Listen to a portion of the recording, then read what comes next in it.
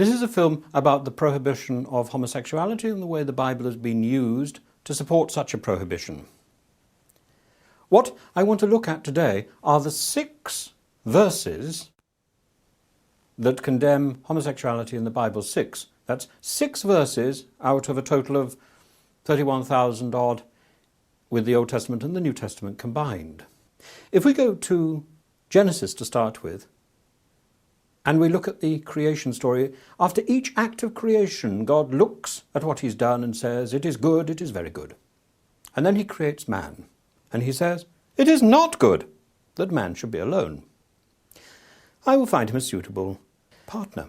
The traditions of Orthodox Judaism, Orthodox Christianity, Catholicism, some of the evangelical churches, would say that this verse is appropriate to heterosexual men, but not to homosexual or gay men or people. It is appropriate for gay people to be alone. The Catholic Church is very precise about it. It's perfectly legitimate to be homosexual, but not to do anything about it. So homosexuality contains within it the demand for celibacy.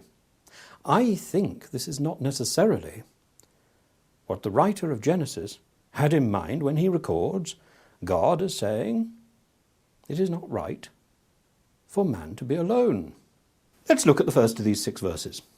Genesis chapter 19. Now, popular literature sees this universally as a condemnation of homosexuality, but it may not be exactly that.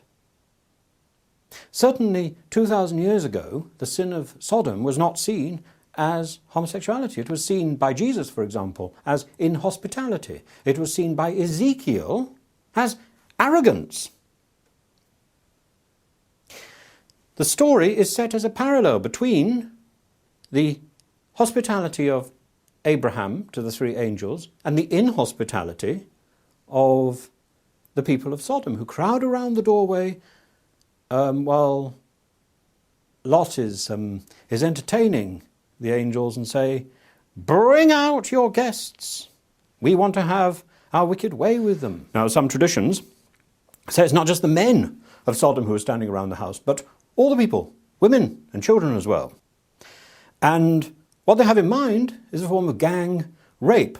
Now, this is not quite what we understand as homosexuality. This is much closer to what was recorded happening in Abu Ghraib, a form of ritual humiliation, a war code. So this story, which seems so clear and is so embedded in our consciousness and our literature, is not as clear as in fact it first appeared. Let's go on to the next 2 prohibitions, which we find in Leviticus. The Hebrew text, Ve'ish asher yishkav et zaker. It's not good for a man to lie with a man, mishkavei isha, like a woman, to'eva. It's an abomination. Asu shenehem mot yumatu demechem bam. The condemnation is death and blood. It's quite serious. And the word lie here, when you look at the Septuagint, the word in Greek is arsenos. Arsenos is linked to a word which we find in 1 Timothy, which again is important when we look at the New Testament. Arsenokites. It's a word which only appears there, but it obviously has its origin.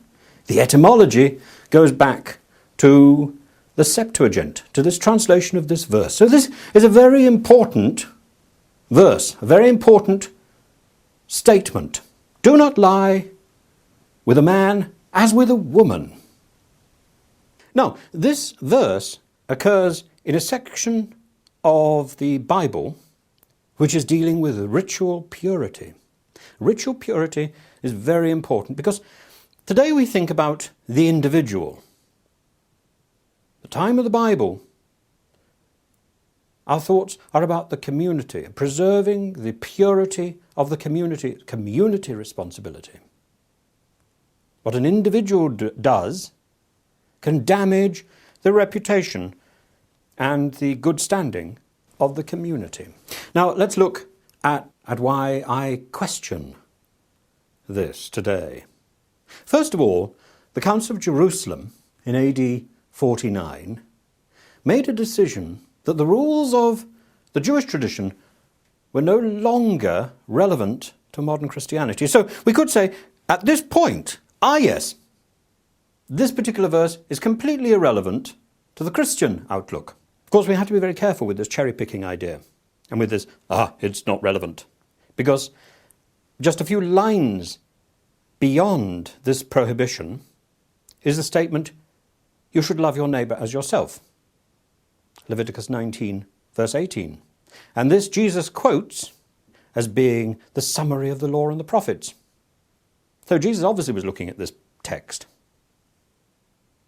So you can't say, yes, we're going to get this bit, we're not going to get this bit. We're going to keep this, we're going to lose that.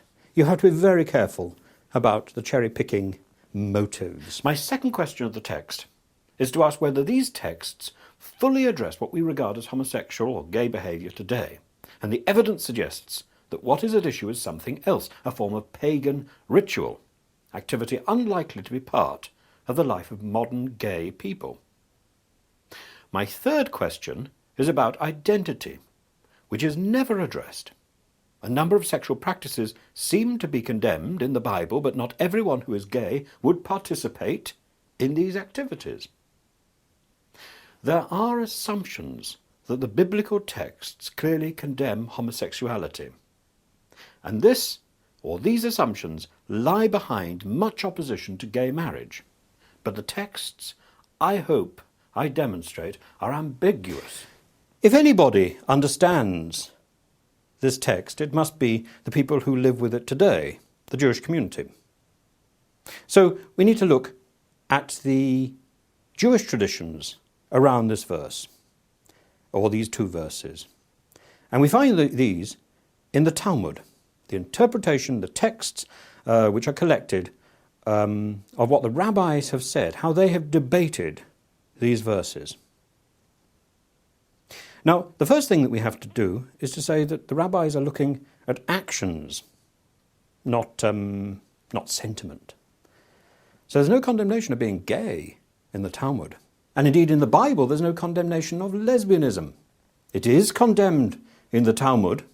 As the Talmud says, lesbianism is just another aspect of the abominations of the foreigners, the activity of the people in Egypt. Let's jump a little bit here to the story of King Josiah. King Josiah, recorded in 2 Kings, chapter 23, verse 7, cleanses the temple. And one of the things that he cleanses is the male prostitutes. Male prostitutes is not always translated as that because sometimes the translations are a little bit coy. In Hebrew, Kadesh. The passive male prostitutes. If you're suspicious about this, you need to look at one of the first Christian historians, Eusebius, because Eusebius says this tradition continues in Lebanon until the 4th century. So this is what is condemned. What is condemned is a form of cultic sexual practice. Perfectly reasonable to see that as a condemnation. It's not necessarily a condemnation of the homosexual, of the gay person. It's a condemnation of a particular activity, which in turn is linked to some form of condemned activity, which is pagan. Now, let's go on a little bit further before we pause for a moment and then move on to the arguments in the New Testament. How does modern Judaism deal with homosexuality? Well, of course, Judaism, like Christianity, divides into different traditions, a very Orthodox tradition and a much more liberal or Reformed tradition. The liberal and Reformed tradition often accept gay people. The more Orthodox tradition can often appear quite negative, quite homophobic. But even when we look at somebody from the Hasidic tradition, somebody from the very extreme Orthodox traditions of Judaism, like the Lubavitcher Rebbe, Menachem Mendel Schneerson, he comes up with a great line. We must consider who you are rather than what you do. And the chief rabbi would say something similar. He would emphasize compassion. Shmuley Boteach, who has a background in Lubavitch, recently urged people who were taking a more extreme opinion of, for example, condemning gay marriage. You should be careful about how they talk to the wider community and how they promote their opinions. So what we see, even from an Orthodox Jewish position, is a desire for caution. There's a nice idea called the Driving Teshuva. Teshuva means penance, sorrow. And the Driving Teshuva is about effectively turning a blind eye to those who are driving on the Sabbath. Now, the Jewish law is a community responsibility. So what somebody else is doing, it's difficult to say. Okay, get on with it yourself. What one person does could be seen to cause offence or harm or to compromise the rest of the community. The idea of individuality is a modern idea. The ideas which we find in the Judaism of Leviticus are ideas of preserving the community, the purity of the community. The Driving Teshuva says, yes, but there are certain times when it is necessary to drive. It's necessary if you live too far away from your synagogue. It is necessary if you want to go to the synagogue to drive. If you are gay, it is necessary to act on this instinct. There is no choice. Where there is no choice, it cannot be necessarily wrong to cherry pick. To recap so far, the three texts we have looked at are ambiguous, and the people with most right to interpret them urge caution. In the next section, we will look at the three texts from the New Testament.